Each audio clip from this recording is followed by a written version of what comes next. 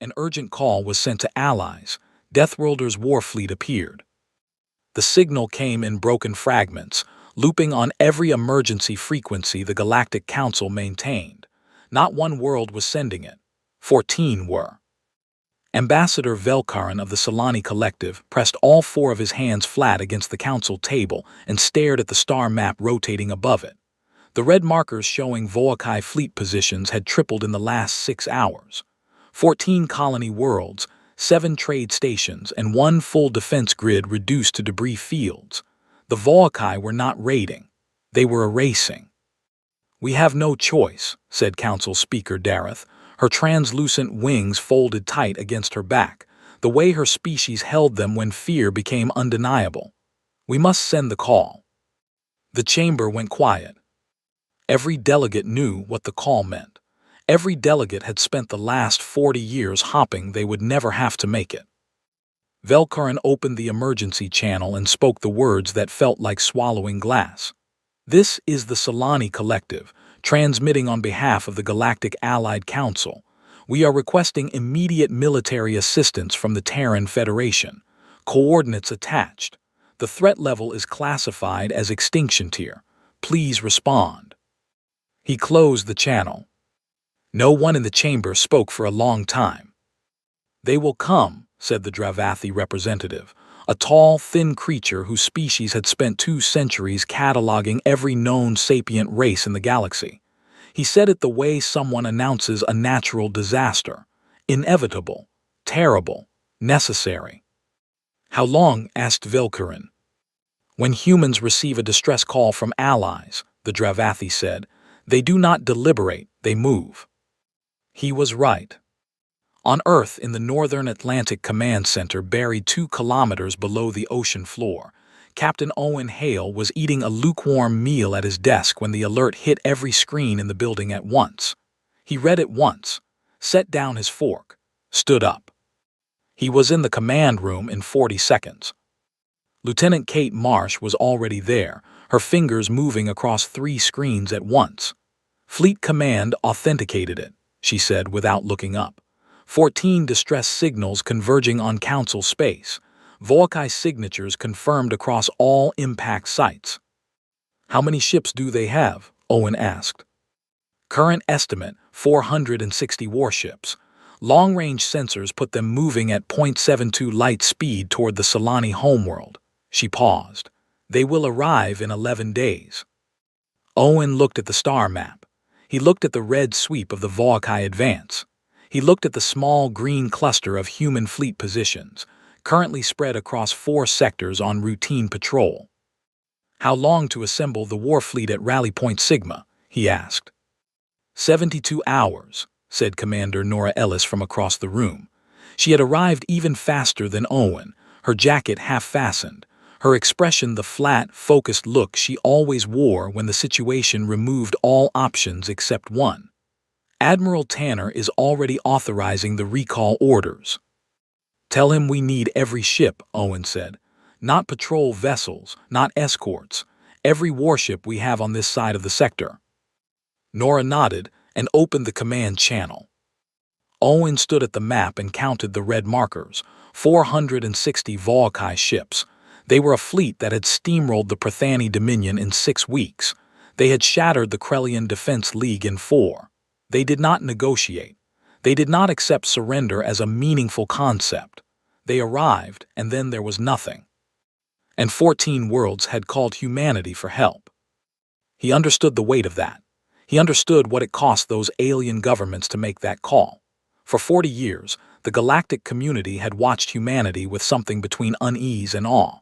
Humans came from a planet that was, by every reasonable biological standard, a machine for producing death-resistant organisms.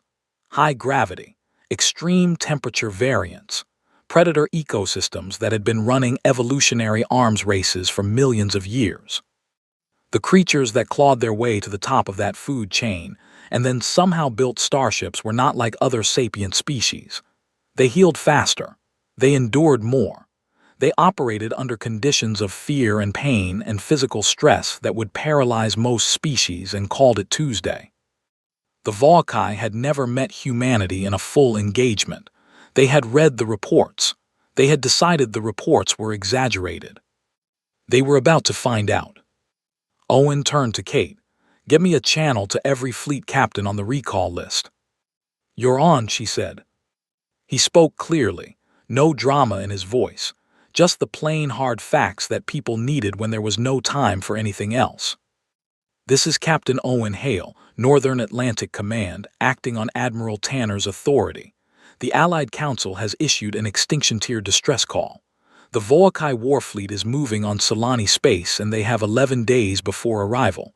We have 72 hours to assemble at Rally Point Sigma. I want every ship fueled, armed, and moving within the hour. We will not be late. Hale out." He closed the channel. Kate looked at him across the room. 460 ships, she said, and she said it like a question even though it was not. "Yes," Owen said. "We're going to need a good plan." "We're going to need a great one," he said. "Start working on it." Outside the command center, 2 kilometers above them, the Atlantic rolled dark and cold. Below the ocean floor, in every military installation on the planet, in every fleet station orbiting the moon and the outer planets, the machinery of humanity's war readiness was waking up. Ships were being pulled from maintenance. Crews were being recalled. Weapons systems were cycling through diagnostics. Fuel lines were running. The Deathworlders were moving. 11 days was not much time. It would have to be enough. Rally Point Sigma was a dead system. No star, no planets, just a gravitational marker in deep space that existed on charts for exactly this kind of moment. When the human war fleet assembled there 70 hours later, it was not an impressive thing by the standards of the Volkai, who measured power in tonnage and number. It was 58 warships. 58. When the Solani scout vessel that had been sent to observe the assembly point transmitted the fleet count back to Velkaran, there was a silence on the council channel that stretched for 11 full seconds. "Is that all of them?" Dareth asked. The scout captain confirmed it was. Another silence. "We sent a call for help against 460 warships," said the Prathani ambassador, who had survived the destruction of his homeworld's outer colonies and wore that experience behind his eyes every moment, and the humans sent 58. Velkaran did not respond. He was watching the feed from the scout vessel. The human fleet was not behaving like a fleet waiting for more reinforcements. It was behaving like a fleet that was already done waiting. Ships were moving into formation, not a defensive formation, an approach formation. They were pointing towards Solani space. They were going. On the bridge of the warship Endurance, Owen stood at the navigation console with Nora and Admiral George Tanner, who had arrived at the rally point 4 hours ago on the flagship and taken command. Tanner was 61 years old with short gray hair and the quiet manner of someone who had made enough large decisions that they no longer frightened him. He studied the tactical map the way other men study a meal they are about to enjoy. "They will be here in 9 days, Tanner said. "We will meet them at the Solani outer marker. That gives us a defensive anchor point and cuts their approach vector by 60 degrees. "They will just spread around us," Nora said. "They will try," Tanner agreed. "Danny." Lieutenant Danny Croft, the fleet's senior tactical officer, pulled up the engagement model he had been building for the last 2 days. He was 29, thin, with the kind of focused calm that comes from having been in enough simulated engagements to stop confusing urgency with panic. "Volkai fleet doctrine is layered forward pressure," he said. "They push their heaviest ships first to absorb counterfire, then roll the strike wings through the gap. Every fleet they have hit has engaged the front line and gotten flanked when the strike wings came around." "So we don't engage the front line," Owen said. "We don't engage the front line," Danny confirmed. "We let them push. We pull back in a curve, fast enough that their heavy ships overextend chasing us. Then we split the fleet into 3 groups and hit the exposed midsection from 3 angles simultaneously." "What happens when they redirect the strike wings?" Nora asked. "We are counting on them doing that," Danny said. He moved a marker on the map. "When the strike wings turn to respond, they expose their engine sections to Group 3. At that point, Group 3 is running full acceleration directly into that exposure, not firing from range, directly into it. Nora looked at him, full acceleration into their engine sections. Yes, we will take casualties doing that. Yes, Danny said, and his voice did not change. But the alternative is letting them keep formation and they win by numbers. We cannot win a straight exchange at these odds. We win by making this an ugly fight and being better at ugly fights than they are. Tanner looked at the model for a long moment. How ugly? Bad, Danny said honestly, but we walk away, they don't. Approved, Tanner said. Brief every captain. I want everyone in position by day 7. The fleet moved. It moved the way human fleets moved, which is to say it moved with the particular kind of purposefulness that other species found unsettling. There was no deliberation in it, no hesitation. The ships accelerated and the gap between them and the Volcae closed at a rate that the Solani Defense Council, watching from their orbital stations, found alarming. Velkarin received a transmission from the Volcae fleet commander on day 6. It was not addressed to him. It was addressed to the human fleet. The Volcae commander's name was Grathvel, a massive gray-skinned creature with 4 arms and a vocal range that humans found physically uncomfortable at full volume. He appeared on screen looking the way all Volcae commanders looked, satisfied in advance. Terran vessels, he said through the translator, you are 58 ships. We are 460. Turn away. This is not your concern. We have no quarrel with the Deathworlder species. Leave now and we will remember this courtesy. Owen watched the transmission from the Endurance Bridge. He waited until it finished. Then he opened a return channel and looked directly into the camera. Our allies called, he said. We came. See you in 3 days, Grathvel. He closed the channel. Kate, standing 3 feet away, let out a breath. That is going to make him angry. Good, Owen said. Day 8 arrived and the 2 fleets came into visual range of each other at the Solani outer marker. From the Allied observation stations, the size difference was visible and stark. The Volcae front line alone was wider than the entire human fleet formation. Their ships were enormous, heavy-plated, built to take punishment and deliver more. But they were moving exactly as Danny had predicted, straight forward, heavy ships leading, full weight of the fleet committed to the push. Owen watched the gap close on his screen and felt the familiar state that high-stress operations produced in him. Not calm exactly, but a narrowing, everything irrelevant falling away, until there was only the task and the next step and the one after that. Group 2, begin the curve, Tanner said over fleet command. The human fleet started to move. The curve pulled the Volcae front line exactly the way Danny had drawn it on the tactical map. Owen watched the heavy Volcae warships accelerate to match the human retreat speed, their formation stretching as the fastest ones pushed ahead and the slower ones lagged. The tidy layered wall the Volcae liked to maintain was developing gaps. Group 1 cut engines. Full stop, Tanner ordered. 12 human warships killed their acceleration and held position. The Volcae front ships, already committed to pursuit speed, overshot past them. Now, Tanner said. Group 1 opened fire directly into the exposed sides of the overextended front ships. At the same moment, Group 2 reversed and came back at full burn. The Volcae front line was suddenly fighting in 3 directions, and none of them were the direction it had been designed to face. On the Volcae command ship, Grathvel issued redirection orders. The strike wings began to pivot. There they are, Danny said quietly, watching his screen. Group 3, go. Nora's voice came over the fleet channel. Group 3, full acceleration. Brace for contact engagement. 16 human warships accelerated directly toward the turning strike wings. Not a firing approach, a collision approach.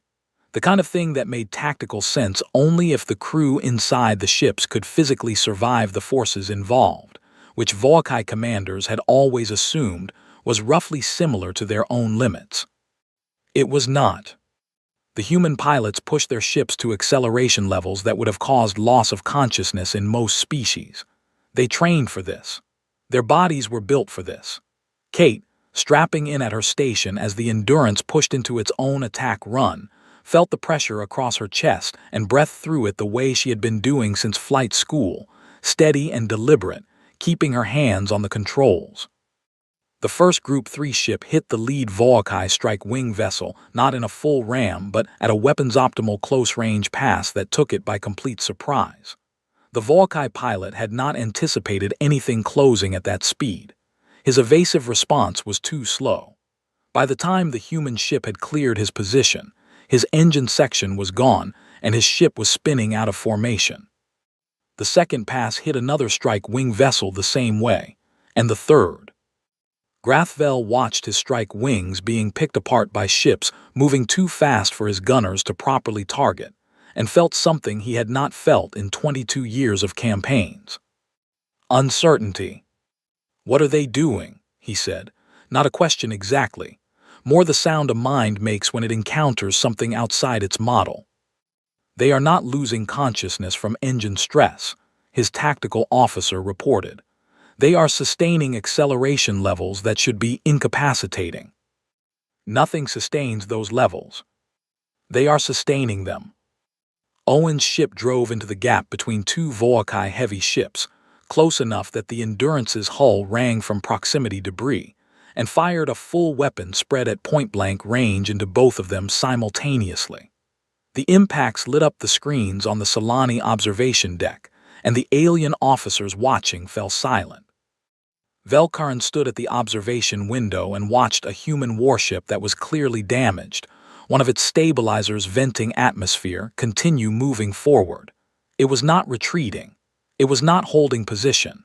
It was pushing deeper into the Volkai formation, still firing. "It is damaged," said one of the Solani officers beside him.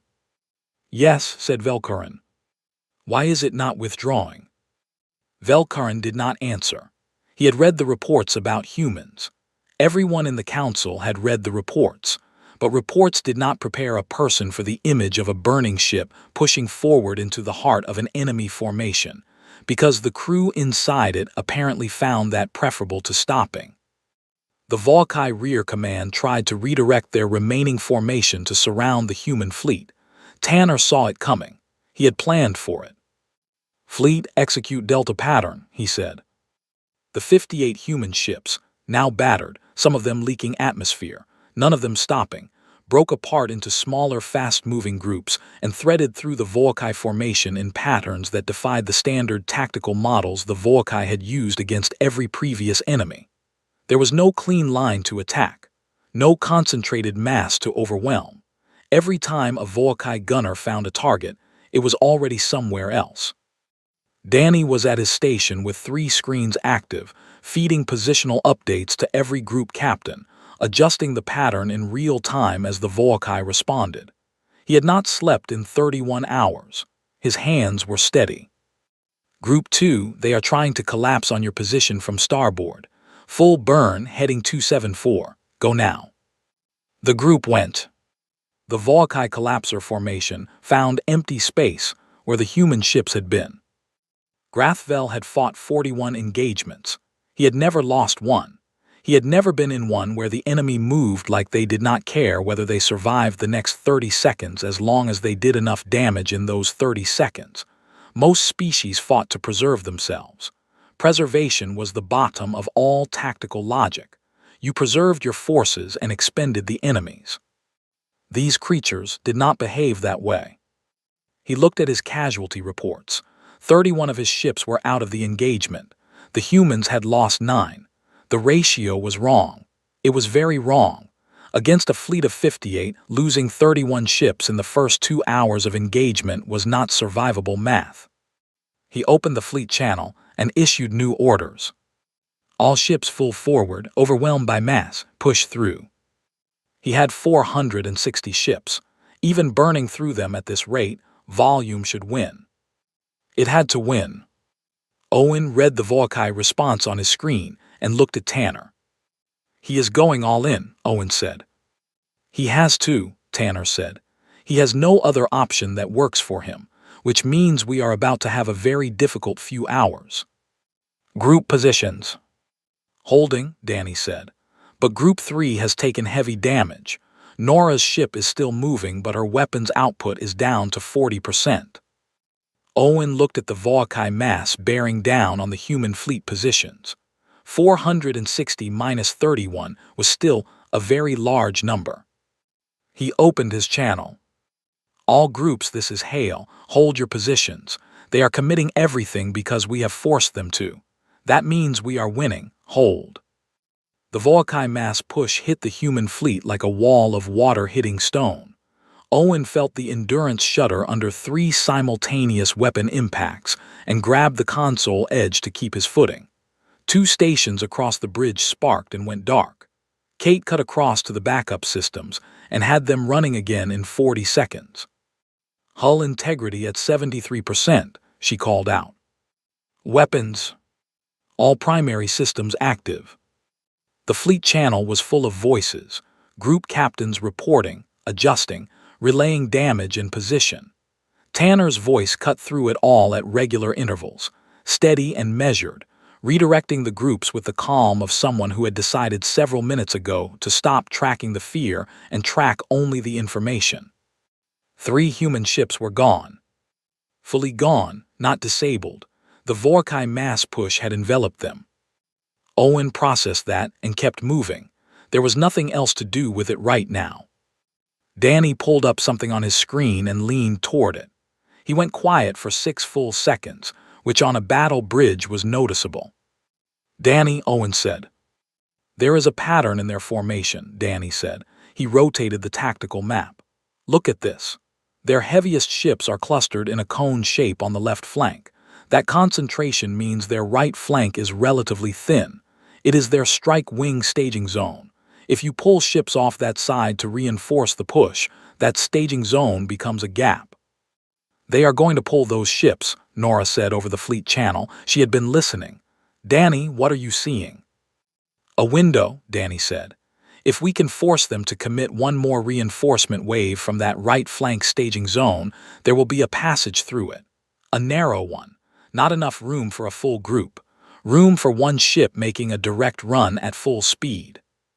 Silence on the channel for 2 seconds. A direct run at what? Tanner asked.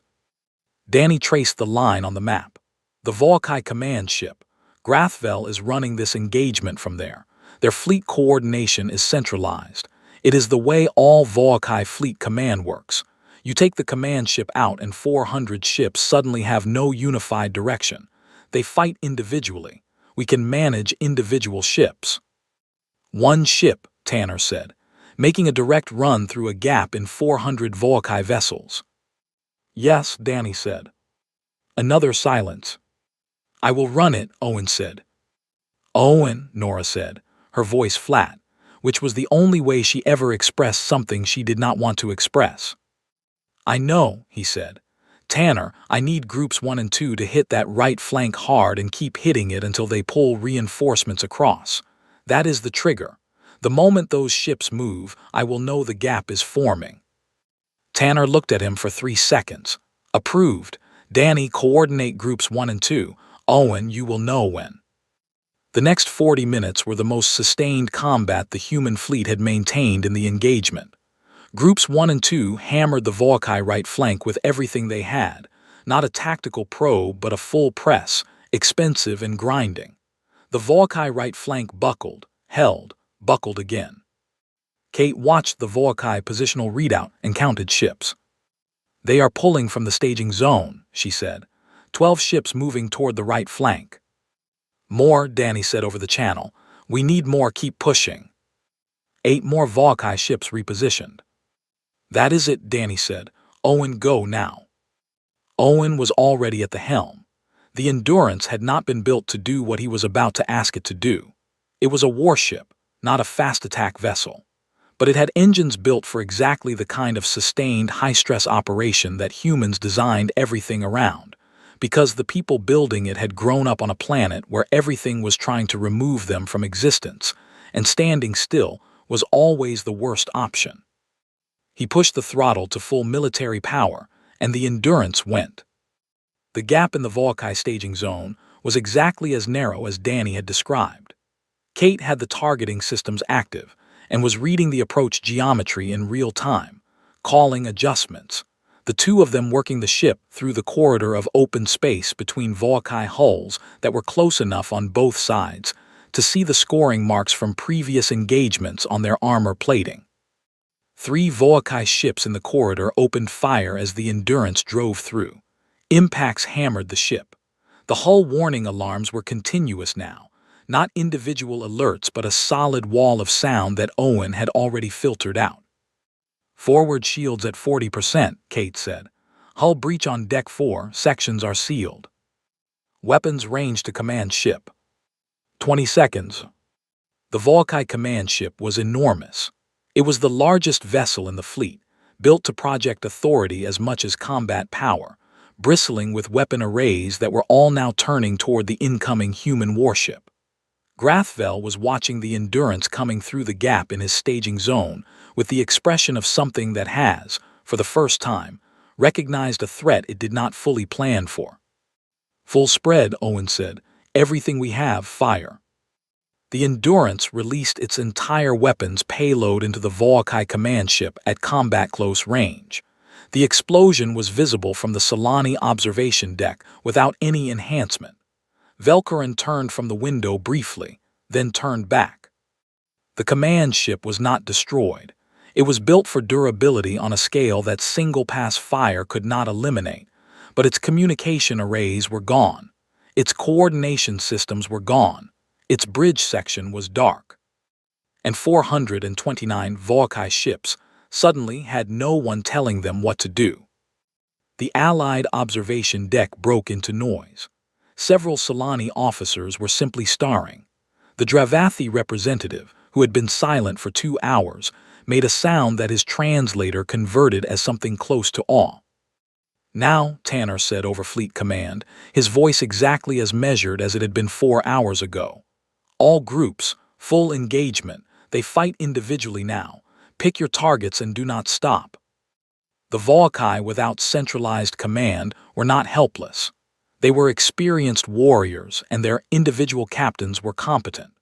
But competent individuals responding to a fragmented situation are not the same thing as a coordinated fleet, and the human war fleet hit them like a force that had been waiting for exactly this moment, because it had been.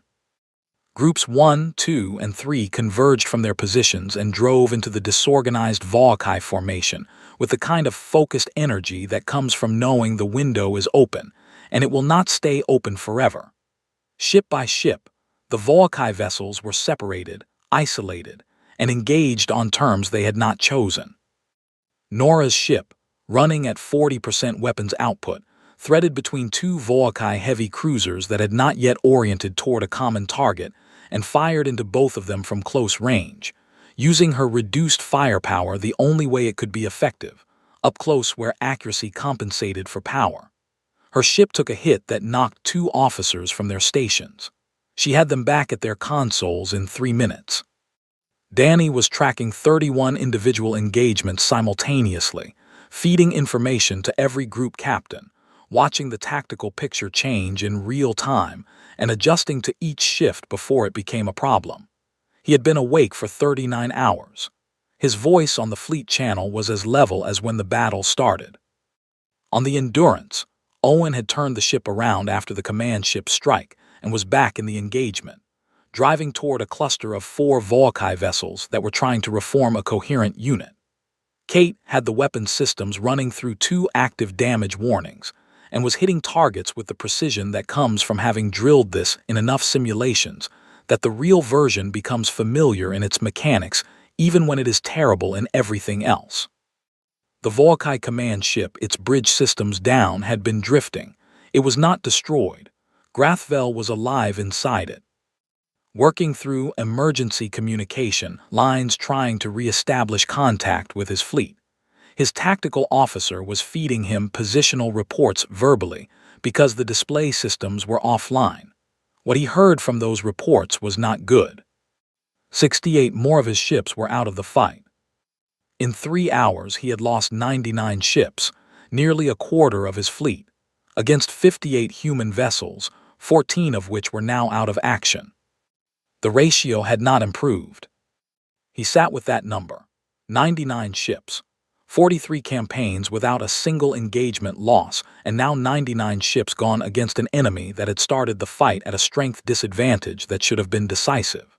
His tactical officer was telling him the dispersed formation was continuing to lose engagements at the individual level because the human fleet had better coordination under pressure and was isolating his vessels faster than they could regroup. Grathvel made a decision that he would spend the rest of his life re-examining. He opened a general fleet channel on the emergency frequency. All Voakai vessels, break engagement, withdrawal to sector boundary. The Solani observation deck heard it on the open channel. Velkarin had it translated twice. Then he stood very still. "They are retreating," Dareth asked beside him. "Yes," said Velkarin. She made a sound he had never heard from her species before. He understood it anyway. On the Endurance Bridge, Owen heard the Voakai withdrawal order through his translator. He watched his screen as the vast Voakai fleet, 400 vessels still capable of movement, began to pull away from the engagement. It did not happen with the orderly speed a disciplined fleet withdrawal should have. It happened with the urgency of something that had made a decision and was committed to it regardless of how it looked. Owen opened the fleet channel. "All groups hold position. Let them go, do not pursue." Kate looked at him from across the bridge. "We could hit them as they pull back," she said. It was not an argument, it was an observation. "Yes," Owen said, "and then what? We would follow them into their space and start a conflict with no defined boundary and no end point." He watched the Voakai fleet shrinking on his screen. "They know what they ran from. That is enough." Tanner's voice came over the channel. "Confirmed. All groups hold. Begin damage assessment and casualty reports." The fleet channel shifted. The particular intense brevity of combat communication gave way to the longer, heavier communication of aftermath. Captains reporting ship status, crew numbers, the accounting that always follows. 14 human ships had been lost. Owen stood with that number and did not move for a moment. He knew those captains. He had briefed them at Rally Point Sigma. He had heard their voices in the engagement. Kate was looking at her screen. Her face was still. She had done the same accounting. 6 hours later, the Endurance and the surviving fleet were in formation outside the Solani outer marker. Repair crews were working. Medical teams were moving through the ships. The fleet was battered in the visible, physical way that combat always leaves its record on things. Velkarin came through on a communication channel personally. Owen took the call on the bridge. The Solani ambassador was quiet for a moment before he spoke. His 4 hands, Owen noticed, were folded together in what the cultural briefing files identified as the Solani posture of profound respect. Not diplomatic respect, but genuine respect. "Captain Hale," Velkarin said, "the Council asked me to convey its gratitude." "You called," Owen said. "We came." "You came with 58 ships against 460, Velkarin said. "Our analysts told us it was not a survivable approach." "They were probably right in most scenarios," Owen said. Velkarin was quiet for a moment. "May I ask you something?" "Yes." "When you received our call, when you knew the numbers, when you knew what you were coming into, were you afraid?" Owen thought about that. He thought about the moment he had read the distress signal and set down his fork. He thought about Rally Point Sigma and Danny's tactical model, and the Endurance driving through the gap in the Voakai staging zone with hull alarms continuous. "Yes," he said. "Then how?" Velkarin asked, and his translator caught something in his voice that might have been the Solani equivalent of bewilderment. "How did you come anyway?" Owen looked at the star map in front of him, at the green markers of the human fleet spread across the space outside the Solani system, at the place on the map where the Voakai fleet was still retreating toward the sector boundary. "Because you called," he said, "and because being afraid is not the same thing as stopping." Velkarin closed the channel. In the council chamber, Dareth turned to the Dravathi representative who had said 4 days ago that the humans would come. "You knew," she said.